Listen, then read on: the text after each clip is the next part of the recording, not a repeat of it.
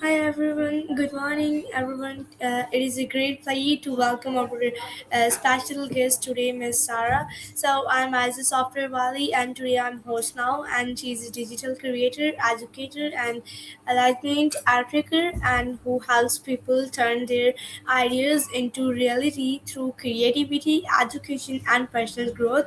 First of all, thank you so much ma'am for joining us today and we're excited to learn from your inspiring journey and valuable experiences. So, first of all, welcome, Miss Tara. Thank you so much, ma'am, for joining. How are you, ma'am? I'm doing very well. Thank you for inviting me. I appreciate being here. Okay, thank you so much for you joining my show. First of all, kindly please introduce yourself to my audience. Sure. My name is Tara Brown-Coleman. I am a 27 plus year educator and graphic organizer, graphic designer who has been in the Prince William County school system. I teach 12th grade English, British literature, and I love what I do. I started graphic organizing over 30 years ago, but now I do it with technology, so that's exciting. And I design websites and design different graphics for consultants, for different business owners, even for students, and just for people who need more designs in their business and many of their companies, things that they do. So that's basically what I do. And I also offer a lot of writing. Information, resumes, college applications, things to help people get ready for the next stages of their careers. Oh, that's really good. Thank you so much, ma'am, for your nice introduction. What inspired you to become an educator and digital creator? My mother and my grandmother and my great grandmother, all three of them were teachers. So that was exciting. So I grew up in a house full of educators.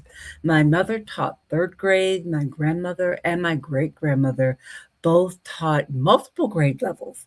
So it was fun to go to school with them sometimes and to watch how they taught the children, how they shared information, and watch the skills that they were able to teach them that they could build upon, not just in their classroom, but the skills that they taught them, they could take those skills and build upon them way outside of the classroom that they were in. And that was exciting to me. So as I got into education, I took that philosophy to heart that you didn't just learn reading and writing and research in my class. You were learning those skills because that could go across the board, no matter what field you went into in your life. Those were skills that you were going to be able to use and build upon. And that to me is something important for each person, no matter where you are in your life, you're going to be able to use those skills. Oh, that's really great. How do you stay positive during difficult times?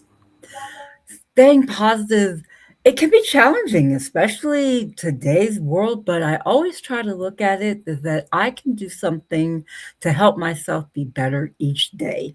I have the destination on what I want to do. What is my final goal in either life, or what is my final goal for that particular thing that I'm trying to do? And each day that I can go to bed at night and know that I've made steps towards making that goal, that keeps me going because I can only do what affects me. I can't change everything in the world, but I can change what I do and my outlook on the world. And I can only stay positive about what I do. So I look for those challenges that I can do each day. And each time I reach one of those, I'm happy about that. Is it everything that goes on to get to my goal each day? No. But each day that I make that tiny step and I make that step, that's a win.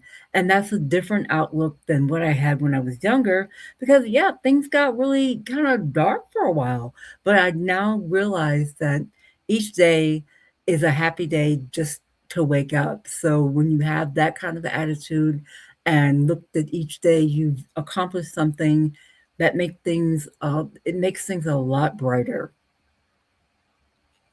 Excellent, it's very good. So, can you please tell me why did you choose education as your career? I chose education because it gave me a chance to share information with someone who didn't know as much, but they had a desire to learn something they could use later. Maybe not necessarily in my class, because a lot of times I find students who, nah, really not crazy about reading and writing. However, when I can share with them that this isn't about reading a story about someone who existed so long ago, it's about taking what they learned or what you learned from that story and apply that lesson to what you're doing now, or apply the skill that we learn from reading that story, from practicing that writing, from doing that research, from making those presentations. Those skills can go wherever it is that you're going to go. That to me was so fulfilling, because those were the kind of teachers that I had. They took the lessons that I wasn't crazy about, and they took the skills that I wanted to know, and they made those accessible to me. So that's what was positive about teaching. You make those goals that you have more accessible by learning the skills that you have from your lessons in the classroom. So everything that they take from me, I tell them, forget about the fact that you learned Macbeth, forget about the fact you learned Shakespeare and you had to write an essay, but take those skills and write a contract. Take those skills and do your medical reports. Take those skills and learn how to have a better argument in the law firm. Take those skills and go out there if you're going to go in the military and be the best soldier, the best airman, the best sailor that you can be. All of those skills you learn in the classroom, take those and make something better with whatever field it is you're going to go into. Yes, you're right. It's very good. So, what do you enjoy most about teaching? I enjoy the discovery.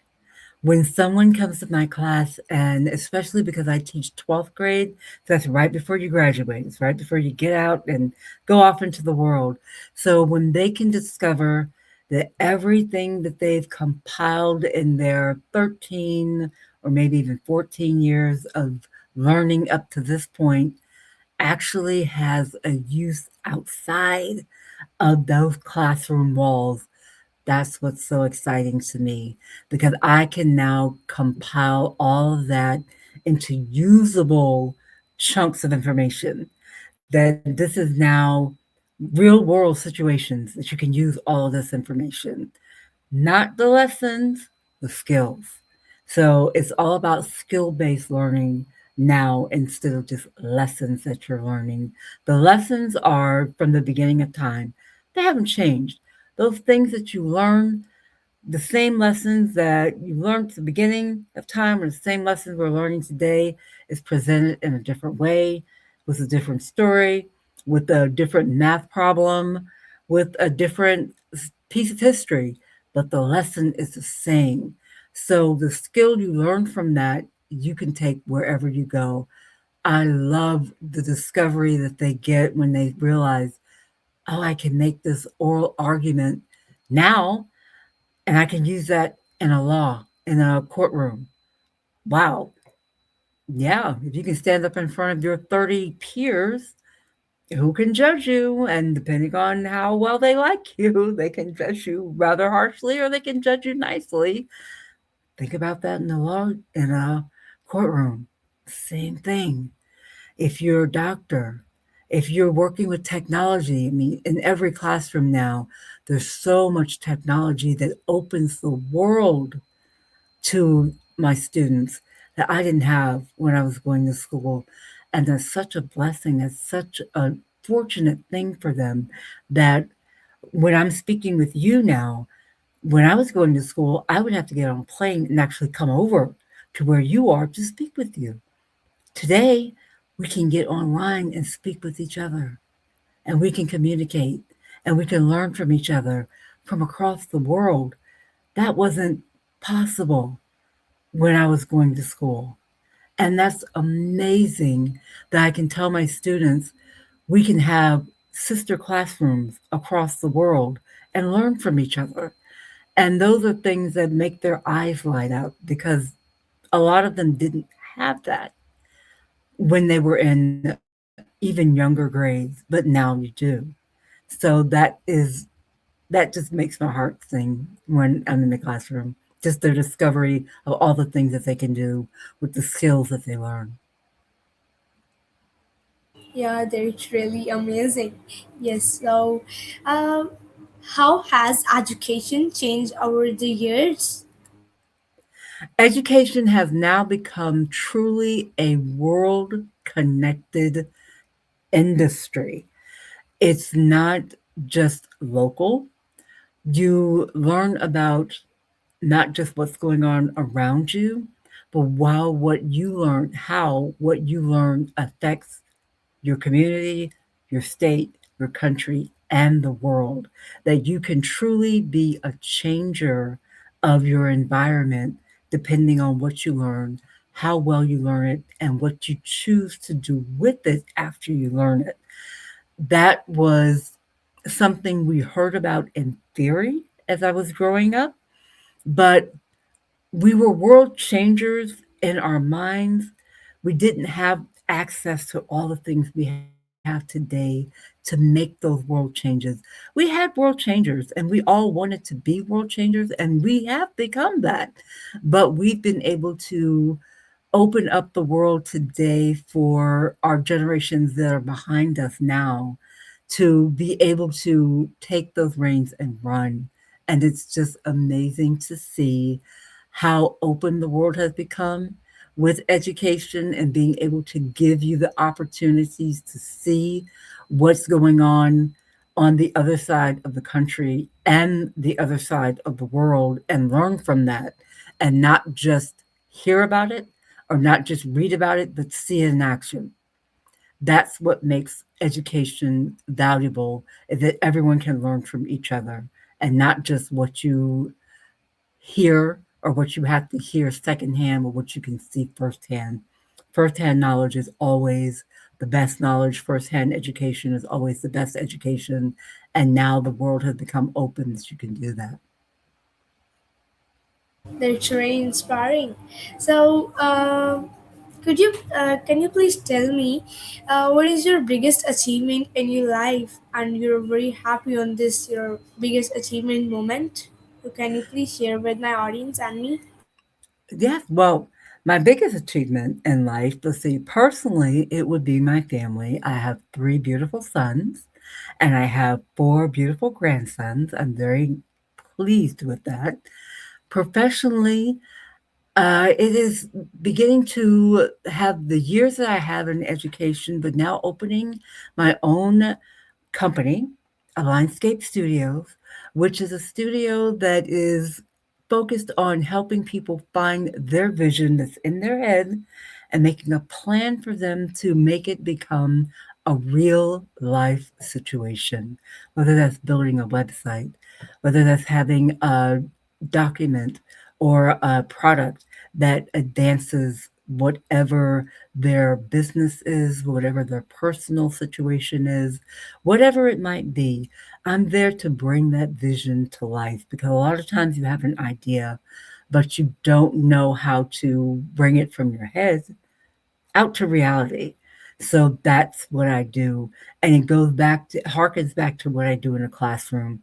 I listen. I listen to my students. I learn from them. And then I find the best way to get that information from where they are out to something usable that they're able to use in real life, in reality.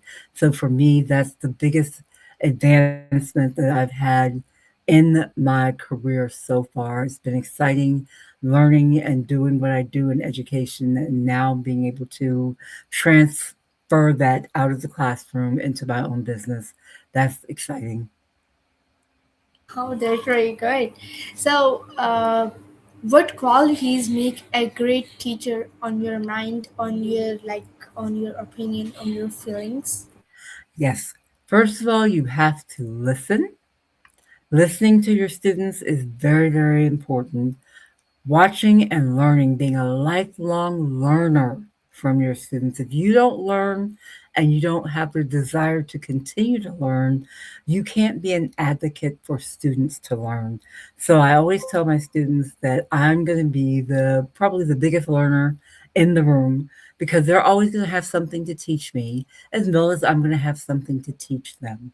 Then you have to have a love for the whole student, not just them as a learner, but you have to care about them as a child, as a worker, as someone who has emotions and feelings and situations beyond the classroom.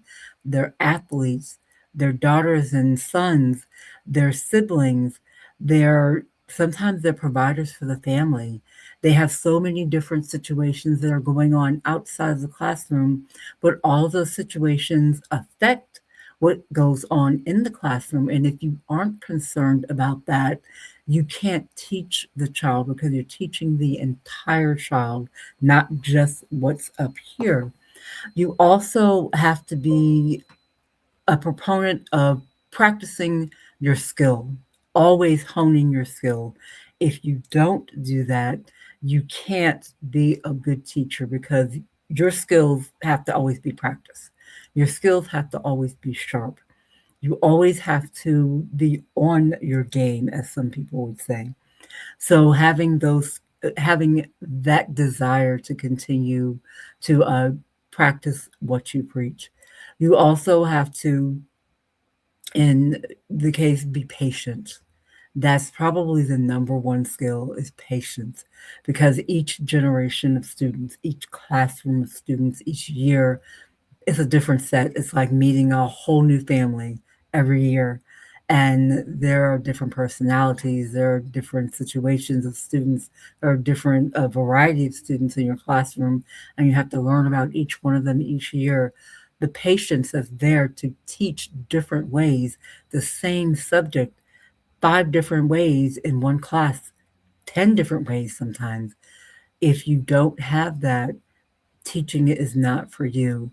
Being able to have good communication, if you can't explain yourself well, if you don't know how to find your resources so that you can do what you need to do, teaching's not for you. Being able to multitask, you have to do that very, very well because you are not just a teacher, you're a nurse, you're and judge, a consultant, an advocate. You are so many different things. You're a mentor. You're so many different things at the same time. You're writing lesson plans. You're teaching. You're doing notes. You're making copies. You're doing graphics. You're doing all of these many different things. You're meeting so many different things that you're doing. You have to be able to do all of that and do all of that while disaggregating data, so many different things. All of that makes a good teacher. But the biggest thing is just the patience and love for your student. You have that, then you have the foundation. Everything else can be built. With those two things, you have to have that heart and that patience first.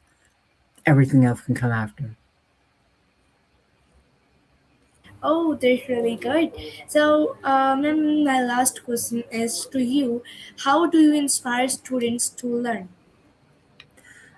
I inspire students to learn first by sharing with them my journey of learning as a person who has a speech impairment, and I was dyslexic and still am both.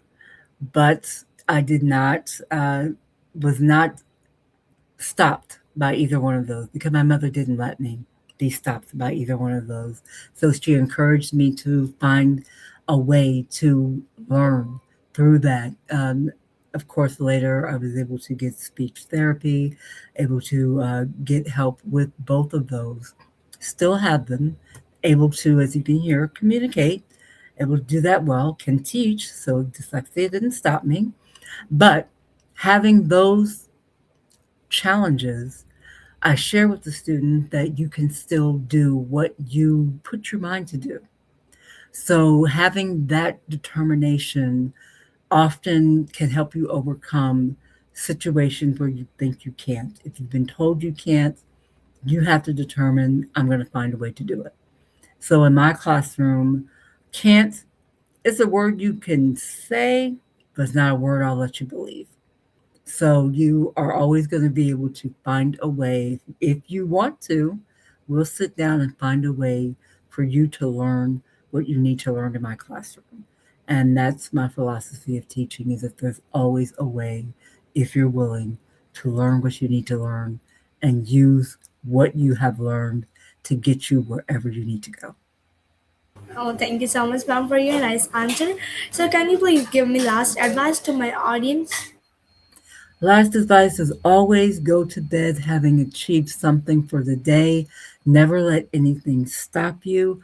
Always surround yourself with those who are going to give you good advice. Never be the wisest person in the room. Always have someone who you can go to for advice. And always, always, always keep yourself honest, keep your integrity, keep your hardworking ethic, and you will get far in life. Oh, thank you so much, ma'am, for your precious time. I'm really very, very happy to meet with you and do interview with you. So, first of all, thank you so much, ma'am. So, Of for sharing course. your inspiring journey and valuable experiences and wonderful advice with us today. And your words had encouraged us to keep learning, stay creative, believe in yourself, and never stop growing. So, we truly appreciate your time and the knowledge you share with our audience. And thank you to everyone who joined us from this interview. We hope you found it inspiring and meaningful. Have a wonderful day. Stay positive, keep learning, and see you in the next interview. Thank you so much, ma'am. Have a good day. Have a good day.